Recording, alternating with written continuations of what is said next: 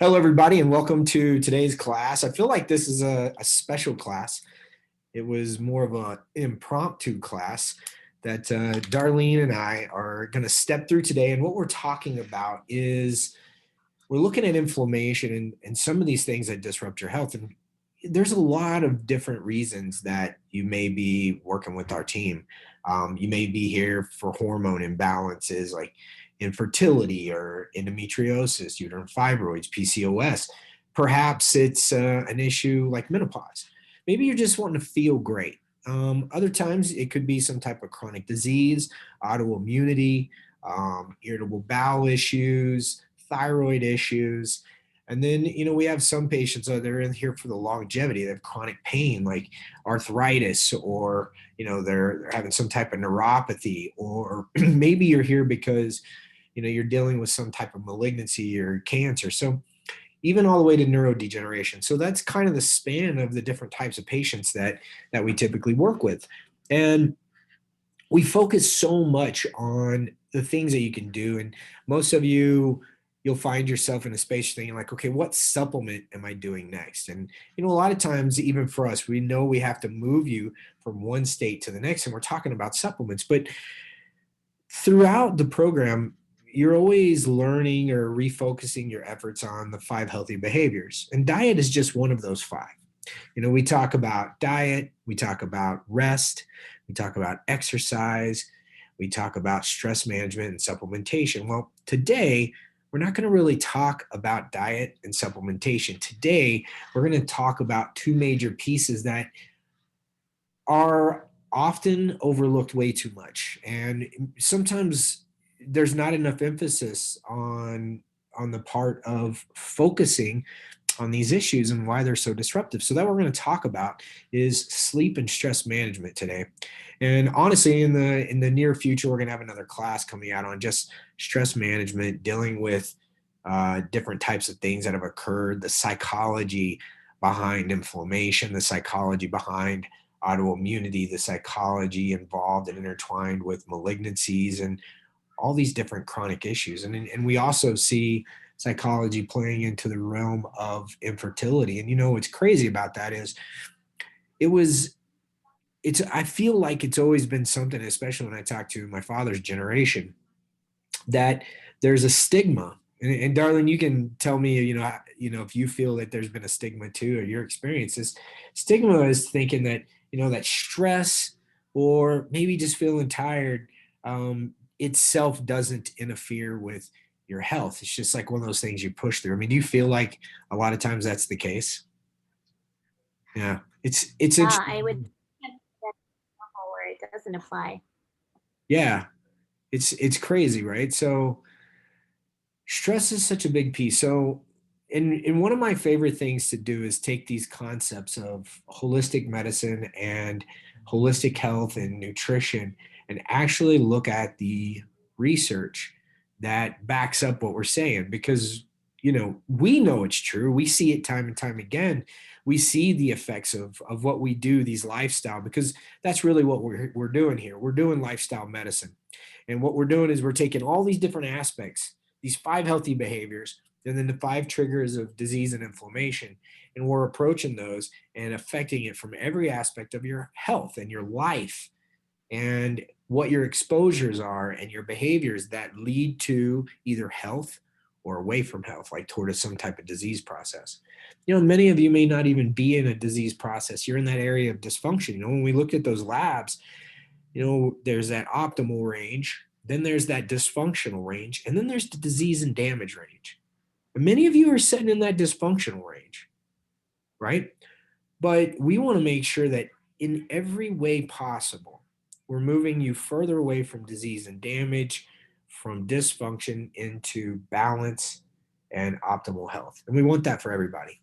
And the system's proven we have a really good thing, but we want to make sure that we're helping you reinforce your efforts and double down on the things that are going to make massive improvements with your health. So today, we're going to be talking about inflammation in regards to your sleep and your stress. Now, when we're talking about this, like when we're looking at how inflammation affects lifespan, It's crazy. And Darlene, on my screen, I see a picture of you over here. Is the imaging overlapping on the slides? Do you see it okay? All I see only you, and I see what determines lifespan. That's All all right, that's on the screen. cool. All right, I just want to make sure I'm not blocking anything out. So chronic disease is by far one of the biggest challenges we face. 1 in 2 Americans have a chronic disease. 1 in 4 has multiple chronic disease. 1 in 4, right? That's a massive amount. 27% of kids now have chronic disease, up from just 13% in 1994. And it's responsible for nearly 7 out of every 10 deaths. So 70% of deaths are due to chronic disease, which is driven by inflammation. So this really drives your lifespan. When we're looking specifically at inflammation, we know that inflammation has been implicated in the pathology. They call it pathophysiology of arterial degeneration, immunosenescence, which is the decline and the death of your immune cells. It's related to diabetes, metabolic syndrome. You've probably heard that on some of you with your lab reviews. Heart disease, Alzheimer's, and just disability in general, right? So many of you have pain or neuropathies. We'll see that there. It also, we found that as you get older, you have disruption in your immune system. So everything that we can do to stack advantages to make sure that our body is not moving to a more inflammatory state is super important. So when we're looking at how this affects our brain and our mind and our health, when you see brain fog or changes in mood, people have body pain or low energy, recurring headaches, it does this inflammatory process, so it steals your personality. And some of you may have had that experience. I mean, I know at times when I haven't felt great, when my inflammation was higher, I did. It wasn't, my true personality. I felt just couldn't shine through. It's like a fog.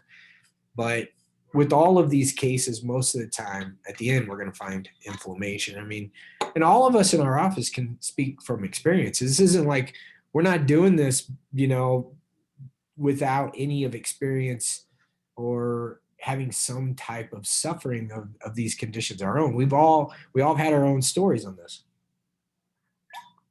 So it really impacts the brain. And so you have this chronic inflammatory response. And why is that a problem? Well, your brain controls everything in your body. I think one of the craziest things I hear when people say it's all in your head, that's the worst place for it to be, because your brain controls everything, right? So in your head is a bad place. So what are some of the drivers of that? Well, we know stress can actually trigger inflammation, and we're going to be talking about sleep and stress, but there's all these other triggers of inflammation that drive that process, but it can also start in the brain just based on our thought processes and how we're handling stress. There's a whole inflammatory cytokine. Cytokines are the inflammatory chemicals in your body. So when we say we measure inflammation, most of the time we're actually measuring cytokines. And there's this overlap, and you'll see the circle in here. So you got the stress up in the brain, causes disruption in these microglial cells. That's the white blood cells in your brain. You also have macrophages and monocytes. So these microglial cells are the macrophage of the brain. So these get disrupted and out of control, and they'll just spill out inflammatory chemicals. But this then goes down and affects the gut. And you have this cycle throughout your whole body. So when you have either some type of damage mediated or some type of other inflammatory, like a microbial mediated damage, that's the MAMP and the DAMP. One's microbe and one is damage. So these can create damages to your body or an inflammatory response in your body that will inflame the brain. But also the brain inflammation creates a more likely scenario that you're going to get inflammation elsewhere in the body. So you can actually get an inflammatory response from thoughts, from stress, from poor sleep in the same pathways that is if you had an infection or you actually had damage. It's crazy. So stress is very damaging to your body. And so when we, what's that, Darlene? Sorry, I didn't want to interrupt. I just wanted to say that this whole thing where people say, well, I had all of these symptoms and the doctors kept telling me it was all in my head. I think everything you're saying is proving that it's not to be dismissed just because it's in your head. That's even a bigger reason because this inflammatory cycle and what it affects. So Yeah. And it's so crazy that we separate, like, we separate the head from the body in Western medicine, right? It's crazy. Psychiatry is the closest thing we got. And, they, as far as looking at the mind as a source of disease, but they're still looking at disrupting biochemistry. But when you look at all these, esoteric religions and philosophies, like the chakras, the top chakras in the head, it's like that's the connection to everything. But your head's at the top of your body and it's moving that thing around, right? So it is crazy. There's a lot to be said about that. So, in a lot of our classes, even in some of the presentations and webinars that we put on, we talk about foods, right? So the food pyramid, it's inflammatory because of the disruption in your macronutrients, your big ones like carbohydrates, fats, and proteins. Too many carbohydrates is inflammatory because it disrupts your blood sugar. And blood sugar is inflammatory. It sticks to things that damages them. But it isn't just about the food pyramid and these macros. Part of the problem is the chemicals that are in the food, the preservatives that are in the food, the toxins that get in the food from the soil. These are very inflammatory. So as we're going through this process and we're working through everything, when you think of the diet as the one of the major healthy behaviors, you also want to be thinking about what is in the food that you're eating, not just is it organic. You want to be thinking what are the you can eat you can or get totally organic meals and still be diabetic because you're getting too many carbohydrates. You can be completely organic and eating too much fat. You could be eating organic and get too much protein. Too much of anything is bad, and too little of anything is bad. So, you have to watch that balance. Some of these foods have chemicals in them or preservatives. And I'll tell you, the biggest change I ever saw in my own body is when I switched to whole foods. And it was crazy because I felt like I was eating the same amount, if not more calories, but my body started shifting in its composition and how I felt just by eliminating preserved foods. It's just crazy. The preservatives alone, they alter the microbiome, the gut, all these things. So, but we're also looking at the chemicals that are in the food. But beyond that, we have to look what's not in the food. The nutrients in some of these, as far as micronutrients, aren't there. And that's why we do such advanced testing on the front end. We want to understand very, very quickly where your essential nutrient deficiencies are and start to work on those. And a lot of you found out, hey, the reason you have these deficiencies is because your gut is not working. So you can't absorb, right? So that's a bad situation. I mean, Darlene, in the years that we've been working together, and with all the patients that we've taken down the road of recovering their health, have you ever, I can't think of one, and I don't know if you can, have we ever had a patient that come in that didn't have nutrient deficiencies? not even one. I mean, everyone has at least what, three I've seen Yeah. is the average. And it changed. Three nutrient deficiency. Yeah. Yeah. And it changes as we go because we put bigger demands on your body, trying to get it to heal, trying to go through this recovery process. So your deficiencies change. And we see that a lot. That's one of the reasons we retest. And a lot of people are they're shocked. They think, okay, well, everything's gonna be better now. Well, no, you've changed the demand on your body, right? So if you were working on your porch on your house and you decided you're gonna paint your house, and you had all this paint, but you focus on painting your house, guess what you're going to be deficient in? You're going to eventually run out of paint. So as we change the focus of your body, your demand for certain nutrients changes. And we try to get you to a balanced spot, but your body's demands will always change. And there's certain things you're always going to need more. And genetically and your exposures throughout your life changes the way your body uses certain micronutrients. So even through our program, we'll still make shifts. And we always tell people, look, About once a year, come back, get some lab work done if you're not doing a maintenance program with us, so that we can, keep working on those nutrient deficiencies. But the best thing you can do is make sure your gut's working, make sure your digestive enzymes are good, make sure that your stomach acid is healthy, make sure your bacteria is where it needs to be, and then make sure you're getting whole foods and supplementing. And then you still have to look. It sounds more complicated than it is. Just like do a spot check, just like you go and get your teeth looked at after you've had some massive dental work the rest of your life. You're usually pretty good at going to get your teeth looked at or cleaned. Same thing. You want to get your body looked at, and that's what we do.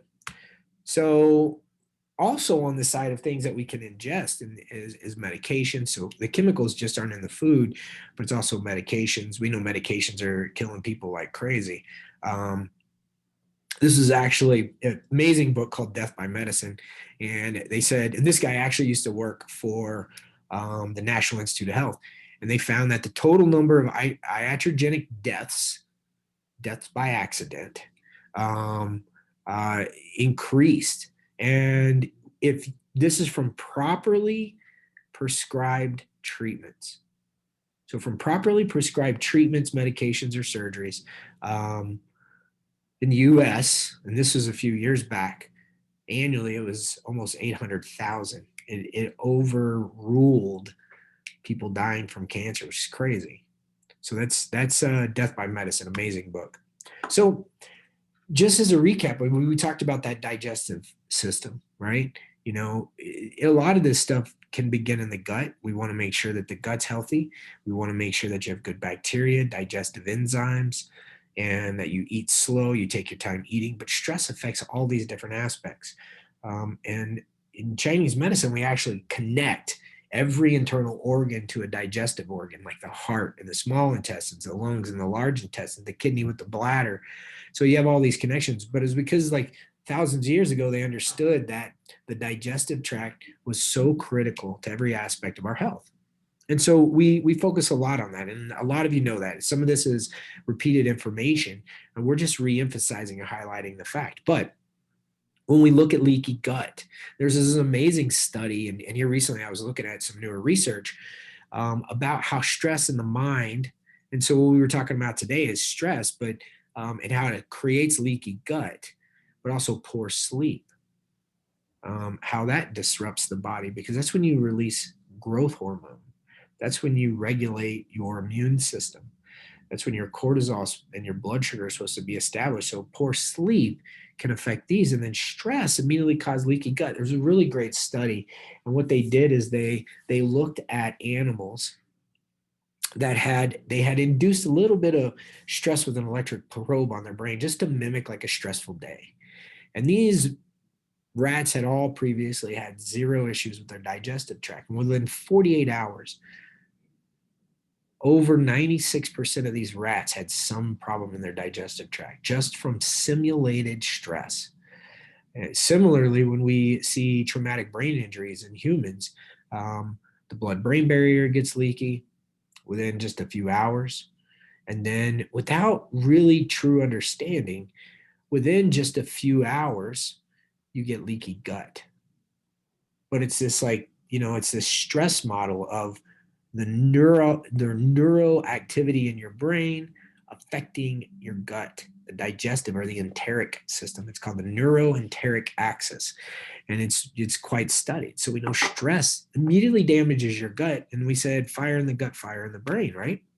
So we get this whole leaky gut process, and this can lead to a lot of these different problems. I'm not going to spend a whole lot of time on here, but we know it affects the whole body. And then the toxins that we were talking about, this stuff happens at birth. They're finding, babies that haven't even been born yet when they do an amniocentesis, which they pull amniotic fluid off. Many of these babies have over 500 chemicals that they're being exposed to that aren't natural in utero. They're not even born yet. They're being exposed to chemicals. So that just is. 100. What's that? It used to, the last time I read a few years ago, it was like 200 chemicals. Now it's 500. 500, right? It's crazy. It's growing, right? So this stuff isn't just happening to us as adults. It's not like you have to offset what happened to you or what choices you made in your lifetime. a lot of times we're offsetting the choices that were made and the exposures we had before we were in this world, right? So it's crazy. So let's talk about it in the brain. One of the things that triggers this is, and when you say, well, how does the brain or my thoughts affect an inflammatory process? Well, when you have a stress response, the neurotransmitters that are released, they put your body into flight or fight. We used to have this, you know, it was okay to have a stress response if you walk out to your mailbox and you saw a tiger or a bear. But our bodies haven't adapted.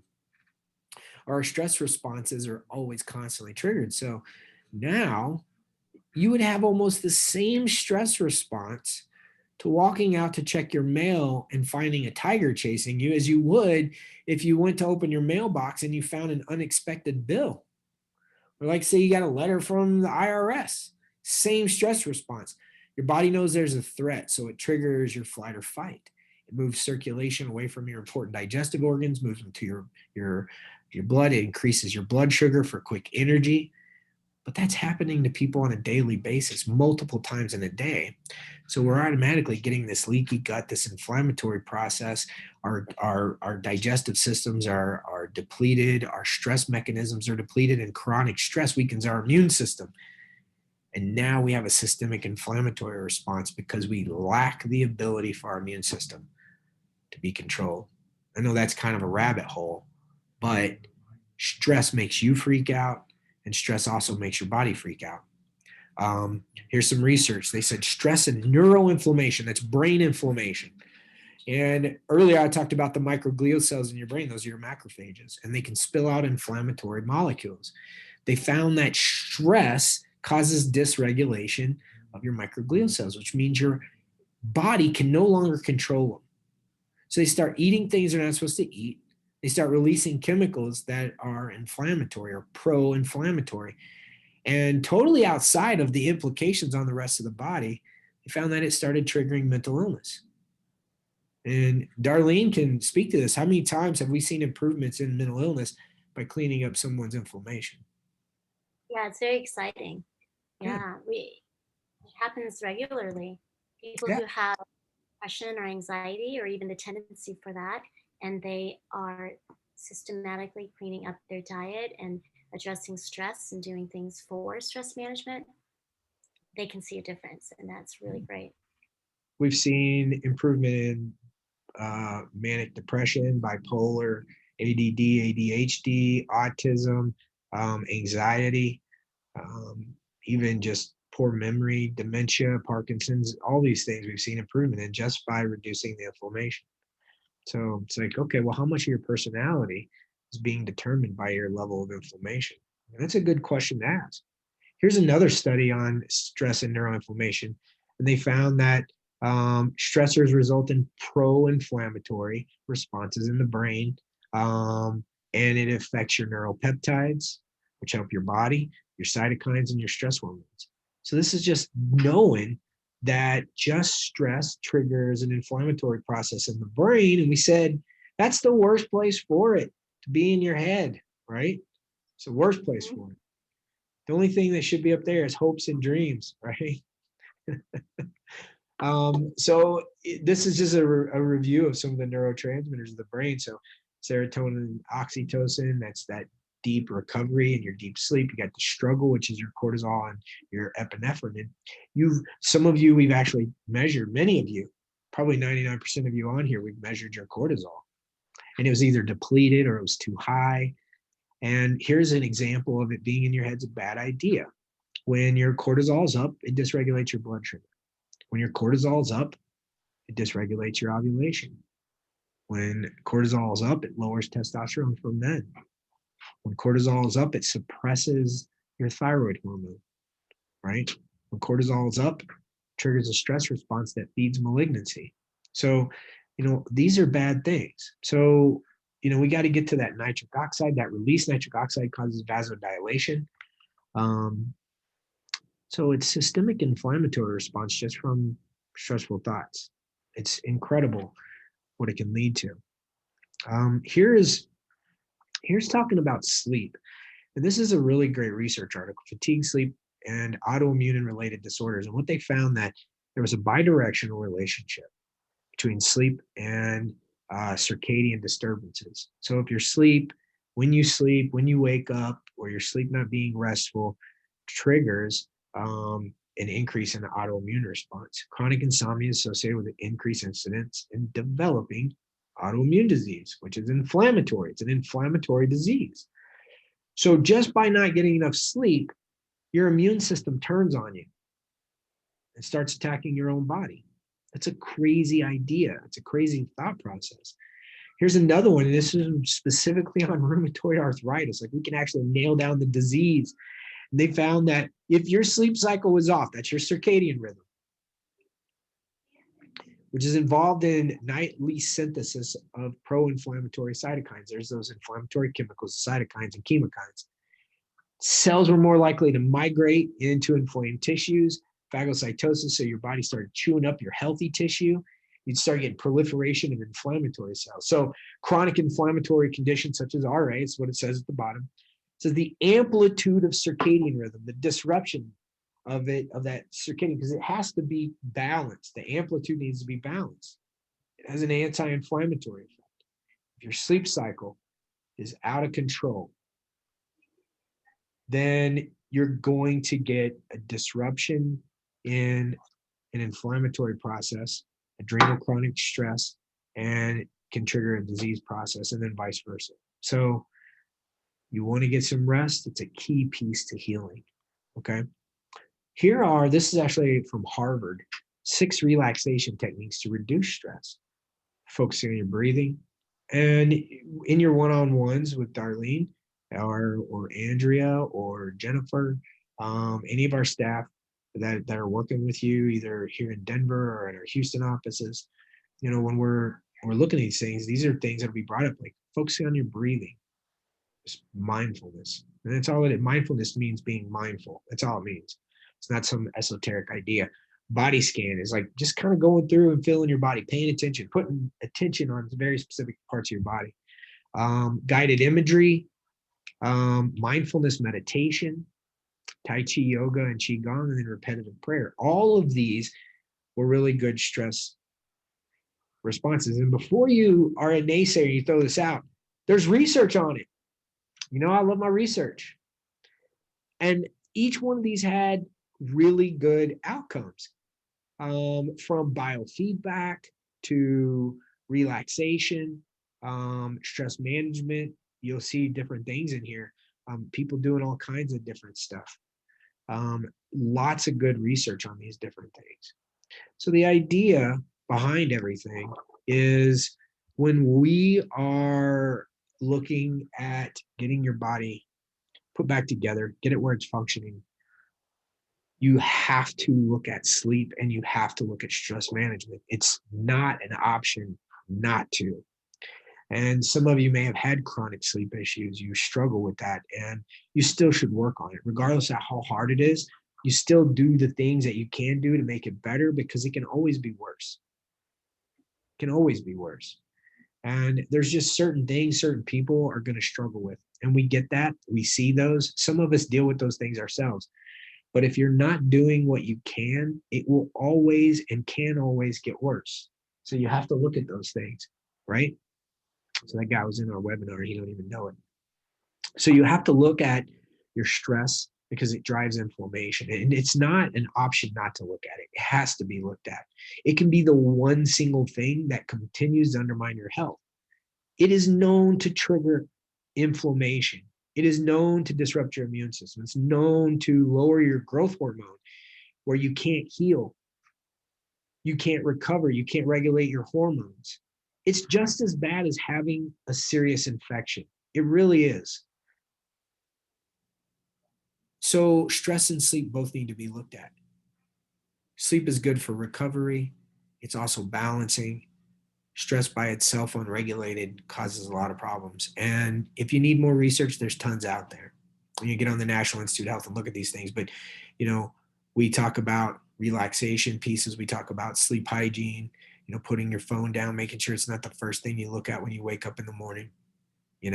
That's the last thing you want, is that phone just sitting there and being like, hey, look at all the bad stuff started happening today while you were sleeping. That's the last thing you want, right? You'd be getting your mind right, go into the day with positivity.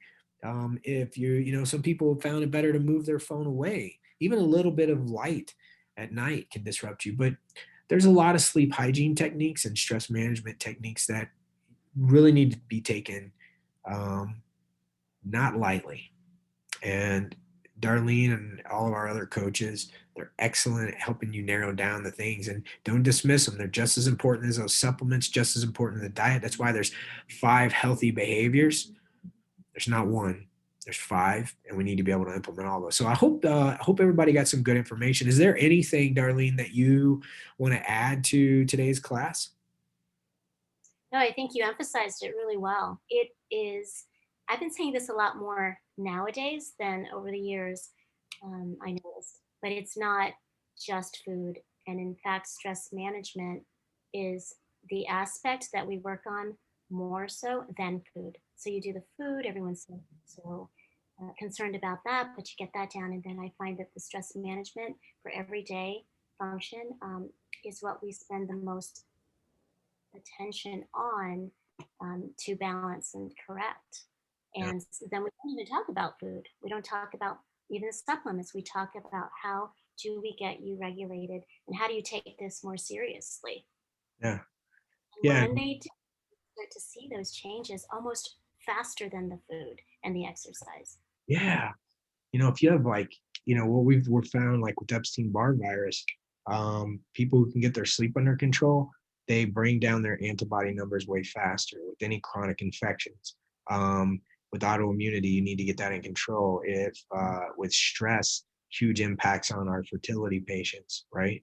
Um, it's crazy. And then giving your body a chance to heal. So if you have any really chronic disease process that's going on, um, proper sleep, proper rest, and proper management of stressful events in your life, or that mindfulness, so critical. There's no shame in getting a therapist. We've all had them. I really encourage people to have a personal therapist. I mean, if you're going to have somebody that teaches you how to play tennis or teaches you how to drive a car, why would you not work with someone that teaches you how to be a better human being or just be a better version of yourself? Because that's all we're doing here. So these are all things you want to look at, and you want to implement these pieces in your life. And as we wrap up, one thing I want to say, and we don't say this enough, is that health is not static. Just because we get you there doesn't mean that you're going to stay there, because every day you go out in the world and the 5 triggers are just waiting for you: foods, bugs, stress, hormones, and toxins. They're all out there waiting, and you implement the 5 healthy behaviors to minimize the impact and keep yourself as healthy as possible. And it is something that you constantly need to be mindful of. It doesn't have to run your life. Right now, we're in a very particular space where we're focusing on your problems. That's why you're here. But once you get those things under control, it doesn't mean health stops. Healthy decisions don't stop there. You take these things and you implement them, and when you're not feeling well, you go back and go, okay, let me look at these 5 healthy behaviors. What am I not doing? What could I put a little bit of effort into? We all have to do it. We do that in our office. You should see all of us. So when new supplements come out, we're like, should I be taking that? New peptides, we're like, I think I should be on that, right? New tests, we're like, I think I need to get that test. We're all eager to do those things, and so should you. So again, hope everybody had a wonderful class, some really good information. And remember, up here is the worst place for certain things to be. Any closing statements, Darlene? No, I hope people really see the value of this, and it helps switch your perspective on the amount of control that you really do have in your health. Yeah, yeah, absolutely. Awesome. Well, Darlene, thanks for being here today, and everybody that was able to see this and joined us.